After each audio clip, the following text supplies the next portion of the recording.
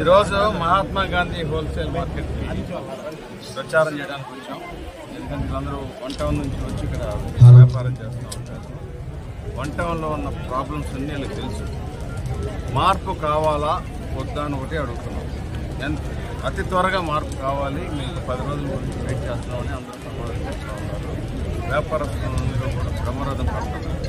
ఎందుకంటే ఇప్పుడు భారతదేశ ఆర్థిక వ్యవస్థ ఎంతో పెరిగిపోయింది, కానీ ప్రజాప్రతినిధులు సరిగ్గా రిప్రజెంట్ చేయక, ప్రజాప్రతినిధులు అంటే రాజకీయాల్లోకి వచ్చేవాళ్ళు ప్రతి ఒక్కళ్ళు కూడా ప్రజాసేవకి ఎన్ని విధాలుగా చేయాలని వాళ్ళకి ఒక అనుభవం ఉండాలి.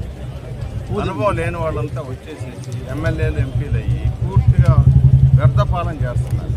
కాబట్టి మార్పు రావాలి అని అంటే ఓటు హక్కును వినియోగించుకోవాలి. కాబట్టి అందరికీ నేను చెప్పేది ఏంటంటే ఉదయం 6 గంటలకు వెళ్ళి ఓటు వేయండి. 100% ఓటింగ్ కనుక అయితే మరీ మంచిది. దానికి టార్గెట్ పెట్టాలి ఎట్టి పరిస్థితి. అప్పుడే ప్రజాస్వామ్యంలో విలువలు పెరుగుతుంది.